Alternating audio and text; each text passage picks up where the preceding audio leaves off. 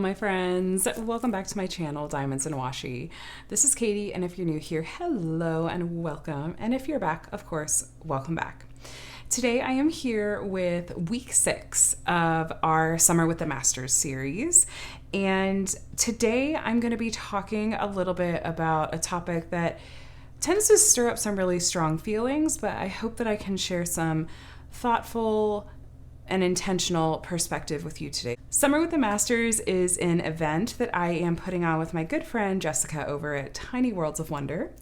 We're in the middle of an 8-week video series right now where we're really using it as an opportunity to just share more about this sort of area or genre of artwork that tends to not get a lot of love when it comes to diamond painting, and that is the Old Masters. Now, for our purposes, the Old Masters encompasses artwork that is by anyone from anywhere prior to the year 1926, and therefore a part of the public domain. It's been a really, really fun series so far. We've gotten to give away a lot of goodies. We've gotten to see some really beautiful artwork from all of you that have chosen to participate. Definitely encourage you to go over to Instagram and follow the hashtag Summer with the Masters to see some really lovely artwork, much of which I'm guessing you probably haven't seen in diamond painting form before. Now, in this series, we've tried to give you all the tools that you could possibly need in order to find artwork in this theme in a high quality that, since it's in the public domain, it is free of copyright and you can have it made into a custom if you like.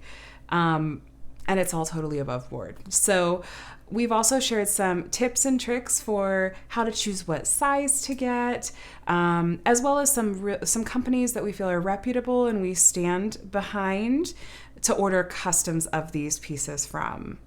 We've also shared some companies that offer pre-packaged kits that fit under this Old Masters umbrella that you can use to participate in this event if you like, but if you don't necessarily want to go the custom route.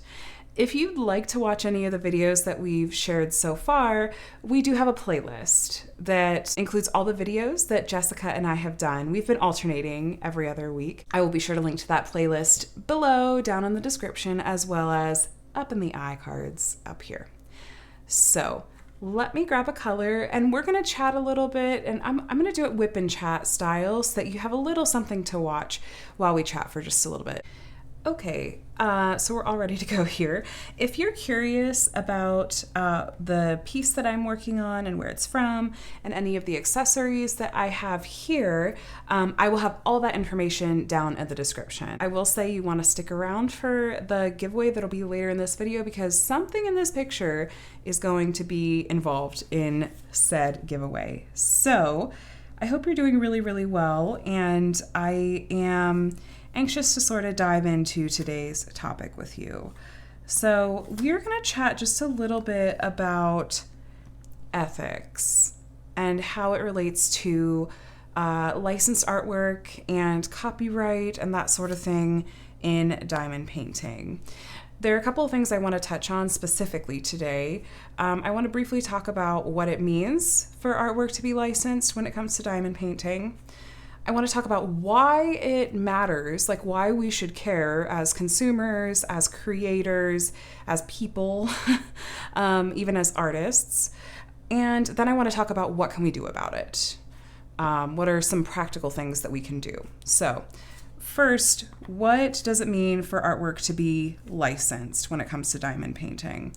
So if artwork is not part of the public domain, let's take Mandy Manzano, for example. She's a very, very popular artist, does license her work to a diamond painting company. In order for artwork to be licensed, a company has to have formed an agreement with an artist where the artist is being compensated for allowing the use of their artwork, of their intellectual property, of something that they have created. They have given their permission and they are being compensated. It is worth noting that, because this is the misconception that I actually had, piece being in the public domain is not the same as a piece being a stock image. even if a piece is a stock image, typically that actually has to have been purchased a license for as well. This is actually a fairly new realization for myself, to be totally honest with you. I did a little bit of digging and even found that on some very popular diamond painting companies' websites that do offer licensed artwork, some of their images are stock images, and there will be a label under them that even says copyright, licensed from, and then the name of a very popular, very common stock image website. So that is just something to keep in mind. Now, why does it matter? Why do we need to care about this as consumers, as diamond painters, as crafters? Why is this something that needs to be on our radar? There are a few different reasons, and I do want to tell you just right up front that I'm not here to tell you how to spend your money or how to live your life. This whole series we've been doing has been all about just sharing information and sharing perspective that maybe you haven't heard before. And so that's the purpose of this video, not for me to be sitting on a high horse and telling you what to do. I understand. I want to acknowledge that this is often a very hot topic, especially when I'm going to dig into here about why this matters. And so I want you to know that I very strongly empathize with, people are in different financial situations. People have different priorities and mental capacity. I understand all of that. I still feel that this is very, very, very important, and I hope that you will hear me and hear my heart behind it as we chat. So why does it matter? Why should we care about licensed artwork? There are a few different reasons. Kind of one of the chief ones to think of is for the sake of the artists themselves. It's really, unfortunately, extremely common for artists, especially the very popular artists whose names you've probably heard before. It's very, very, very common for their artwork to be stolen. It's as simple as someone taking a screenshot and then uploading that to a company that has no qualms about producing unlicensed artwork as a diamond painting. It's unfortunate because if an artist is not being compensated for something that they have created, it's taking money from their pockets. It's taking food off of their table. It's heart-wrenching, really. And seeing the frustration and the incredibly difficult time that many of these artists have getting companies to take these pieces down when they're unlicensed, it hurts my heart. It really raises the issue of ethics. Another reason that this is important is not just because of how it's affecting the artist. It's also important because it can have very real ramifications for YouTube content creators, and even if you have an Instagram account. And this isn't sort of just like this what if this thing could happen.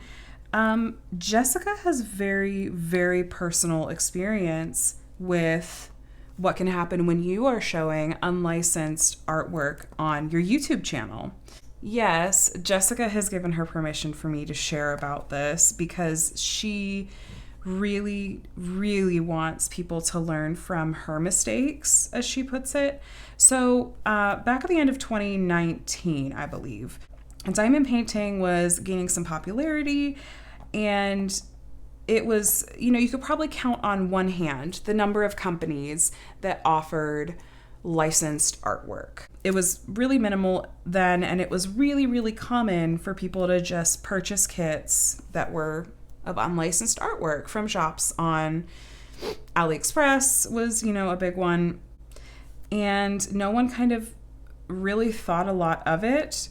And then Jessica woke up one morning to a copyright strike on her YouTube channel.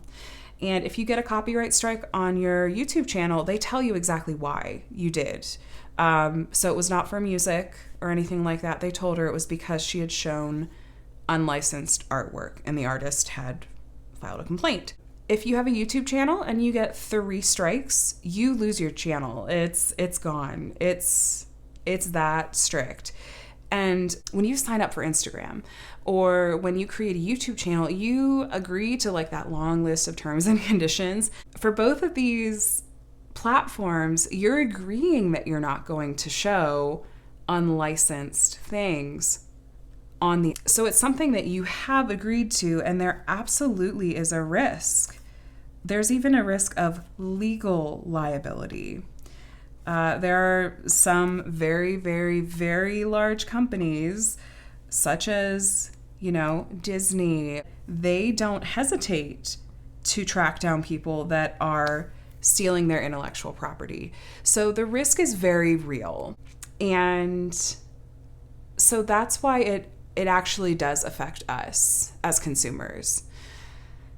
It's a little bit more of an indirect way, but I really want to touch on it because this was kind of a new perspective to me, actually. And it goes back to the artist again. I'm realizing that in order for us to have access to more licensed artwork, we have to take care of the artists. It affects us indirectly because often artists get so burnt out on seeing their hard work and their heart that's been put into this work just stolen left and right. And often artists will decide to just not license their work out to crafting companies, period, because they're seeing it stolen.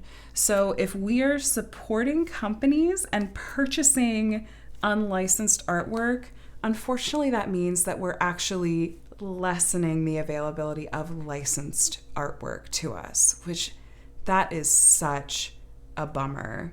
The artists that are not available to us because of something like this.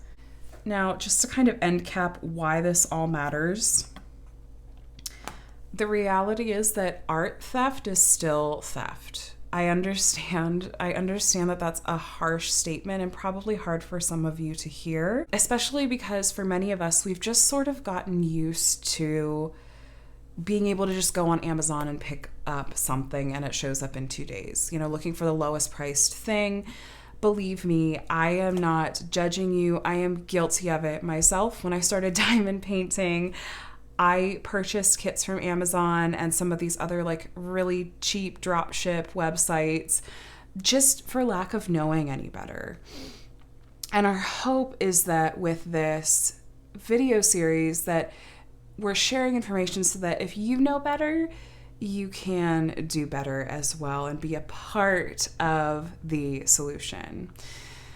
And, along with that, even if we've sort of been used to being able to pick up these things for cheap, we are not entitled to inexpensive crafts. We aren't, even if that seems like it's the norm. It's not something that we have the right to, not at the expense of artists being stolen from. Again, I know that is really harsh to hear. I hope that you understand why I say it, though. So let's talk about how we can, practically speaking, what are some things that we can do about it? First, the sort of the obvious one is purchase from companies that offer licensed artwork. I would even encourage you to take that a step further, and if you're able, only purchase from companies that 100% across the board in their shops only offer licensed artwork. Because for me, I used to sort of think, well, it's okay if I order from this really inexpensive site, this company, as long as I've made sure that the image that I'm looking at is not licensed. There's a whole thing there with by the way, a tangent that often you'll hear people recommend things like Tin Eye. Those are good resources, but they're not infallible. There have been some major artists that I've looked up and haven't really found helpful information through those resources. So I would caution you against using those as a hard and fast resource. I would encourage you to, if you're able, only be purchasing from companies that offer entirely licensed artwork, because there's something about like your money is going into the same pot, as it were. So that's something to keep in mind and consider if that's not something that you've thought of before. The thing is that when a large group of consumers speaks, so after Jessica's copyright strike, which she then very intentionally and deliberately and generously, really, because she was really opening herself up and being vulnerable, when she shared so transparently about that with the diamond painting community, I feel like there was a major shift then. And the community, or a large part of the community, started asking for licensed artwork. And when there's demand, that often equals more supply. So where a year and a half ago, there might have only been a handful of companies that offer licensed artwork, now it feels like there are new companies launching weekly or monthly. It's fantastic. I love it. So money does talk, and when we as a community say this is the standard we are holding diamond painting companies to, we can only hope that more companies will rise to meet that. So what else can we do about it? You can also look at ordering customs. That's part of what this series is helping introduce you to all these other companies and ways that you can order artwork guilt-free and have a little bit of variety from the prepackaged kits that are available out there. I'll encourage you again to take a look at some of the resources that we've shared as part of this series to find artwork like that. You know, there is something else that you can do. If there is an artist whose work that you desperately want to work on as a diamond painting and they're not licensed with a company, you can reach out to a company, contact, most diamond painting companies' customer service, and you can suggest an artist to them. And often they will try and reach out to that artist and see if they're willing to look at licensing, if it's their brand. You can also contact artists directly. I've seen this happen before, where people have been able to contact an artist directly and get their permission. Sometimes artists will ask if you can purchase a single-use license. Some artists might say, sure, as long as, that company doesn't then try to turn around and reproduce it like in mass for people. So you can absolutely try contacting an artist directly and asking for permission to use an image as a custom for a diamond painting. I will caution you, if you go this route, I would highly encourage you to order that custom from a reputable company that is not selling unlicensed artwork in the rest of their shop, because it's unfortunately common for companies that people order customs from. Often those companies will just take those images and add them to their library of prepackaged kits that anyone can order. So please do keep that in mind and be intentional about that sort of thing. Now, I understand that budget is a factor for many of us, and the cost of some diamond painting kits can feel prohibitively high.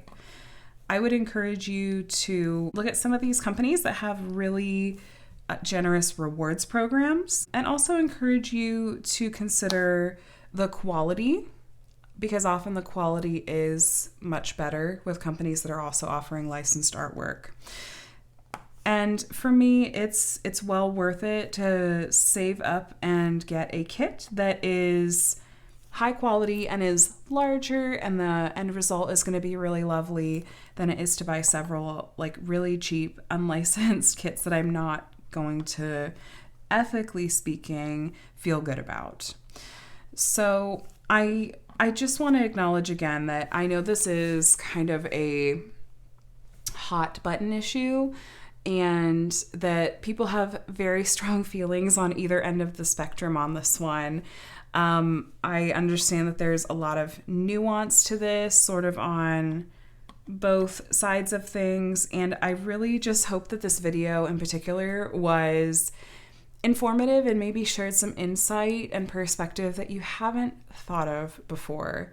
Again, I'm not the diamond painting police. I'm not here to judge the choices that you're making or what you might be showing on your platforms. I just want to share information and help you maybe be able to make an informed decision and help be a part of the solution as a diamond painting community to keep pushing these companies to do better and to do right by artists. So thank you for hearing me out in this video. Before we wrap it up for the day, we absolutely cannot have one of these videos without a giveaway and, of course, an announcement of my winner from my video 2 weeks ago. So in that video, I had asked you to please share your favorite of the different prepackaged kits that I had shared about in that video. And I asked you to leave a comment, and if you won, that you would be winning a Soul of the Rose kit from Distracted by Diamonds. It's been so graciously donated to our event by Robin, the owner over there. So thank you so much, Robin. Now, without further ado, I'm so excited to share that our winner of Soul of the Rose is Dennis Nakamura. Dennis says, my favorite prepackaged Old Masters kit you shared in your video is The Swans by Frank Brangwyn. Another one is Flaming June by Frederick Layton, also from Distracted by Diamonds. Dennis, you've got great taste. I hope that you're really going to enjoy working on Soul of the Rose. Please take a look at your comment on that video for further instructions on how to claim your prize. Thank you everyone for participating in that giveaway. And let me go ahead and announce this video's giveaway. And if you haven't guessed, this week I have the privilege of giving away a pen from none other than Lazy River Woodturning. The owners over there, Matt and Steph, are an absolutely fabulous couple that are so kind and so generous. And if you watched Jessica's video last week, you saw her share her pen that they created that was inspired by one of her Old Masters pieces. They also created this pen for me, for actually this exact kit that I'm working on, which is Miranda the Tempest from John William Waterhouse. Matt custom poured these blanks and then turned these pens, and there are a couple more sister pens to mine. So the one that you will be entering for this week is the same blank, the same colors, and just different turning and absolutely beautiful. So this is open to both United States and international viewers. So thank you so much to Matt for partnering with us for this event. To enter for this giveaway this week, please leave in the comments below your favorite shop to order from that offers only licensed artwork. Like I said, we have new shops popping up regularly, and I love the idea of getting to discover some more in the comments that you guys are sharing. Entries for this giveaway will be open until Wednesday, June 16th at 11:59 p.m. Pacific Standard Time, and I'm going to draw for the winner and announce it on Saturday, June 19th. So good luck to everyone. Now, if you're interested, Rachel Ray has been working on putting together an up-to-date list. I believe it's in a Google Doc form, so it can be updated. She's been working on putting together a list of companies that only offer entirely licensed artwork, and has been sort of crowdsourcing information from different crafting groups on Facebook, which I think is great. So I will try to link to that doc below in the description if you'd like to take a look. That list has gotten so much longer than it was even when I started diamond painting just over a year ago. So I encourage you to take a look at that. I just want to thank you for joining me for today's video. It's a topic that I know for some is not easy to hear about, but I hope that you were receptive to some of what I had to share with you today. And again, just hope that you hear my heart behind it and how my heart hurts for my artist friends and just wants to, as much as we can, do right by them and just sort of do what's ethically right. So thank you for joining me for this video. I really appreciate it. And of course, if you have questions or thoughts or comments, you're welcome to leave them in the comments section below or send me an email if you prefer. But with that, I'm going to go ahead and leave it there for the day. I will highly encourage you to subscribe to Jessica's channel over at Tiny Worlds of Wonder so you don't miss a minute of the rest of this summer with the Masters series, as well as her other fabulous diamond painting content. And yeah, stick around with us. We have a couple more weeks of videos coming, and then the summer to actually work on our kits together. I'm really excited to see what everyone continues to work on. And I hope you have a really, really wonderful week. I'll talk to you again soon. Bye, friends.